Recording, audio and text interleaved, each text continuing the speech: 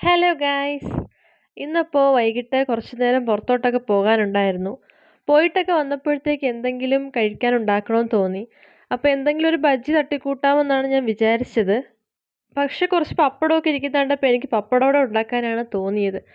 ഏതായാലും ബജ്ജിക്കുള്ള മാവ് കുഴയ്ക്കുകയും ചെയ്തു. എന്നാൽ പിന്നെ പപ്പടം ബജ്ജി മാവിൽ മുക്കി നോക്കിയാൽ എന്താവുമെന്ന് നോക്കാമെന്ന് വിചാരിച്ചു. അങ്ങനെ ഞാനിപ്പം ബജ്ജിമാവ് കൊണ്ട് പപ്പടവട ഉണ്ടാക്കാനാണ് പോകുന്നത്. ഇതെന്താവുമെന്ന് അറിയില്ല. അപ്പോൾ ആദ്യത്തെ പപ്പടം ഫുള്ളോടെ ഞാനിങ്ങനെ മാവിൽ മുക്കി എണ്ണയിൽ പൊരിച്ചെടുക്കാൻ നോക്കി. പക്ഷേ പപ്പടം ഇതുപോലെ ആയിപ്പോയി.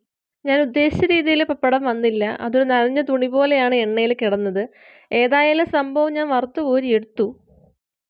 അപ്പം അടുത്ത പപ്പടം തൊട്ട് ഹാഫായിട്ട് മുറിച്ചിട്ട് ചെയ്ത് നോക്കാമെന്ന് വിചാരിച്ചു. അപ്പോൾ അത് ഏതായാലും സക്സസ് ആയിട്ടുണ്ട്. എന്നാലും മാവ് ഇങ്ങനെ ഒത്തിരി ഇതിലോട്ട് മുക്കി എടുക്കണ്ടാന്ന് പിന്നീട് എനിക്ക് മനസ്സിലായി. പിന്നെയുള്ളതൊക്കെ ഞാൻ പപ്പടത്തിൽ മാവ് പുരട്ടി പൊരിച്ചെടുക്കുകയാണ് ചെയ്തത്. അപ്പോൾ ദാണ്ട് ഇതുപോലെ നൈസായിട്ട് വന്നിട്ടുണ്ട്.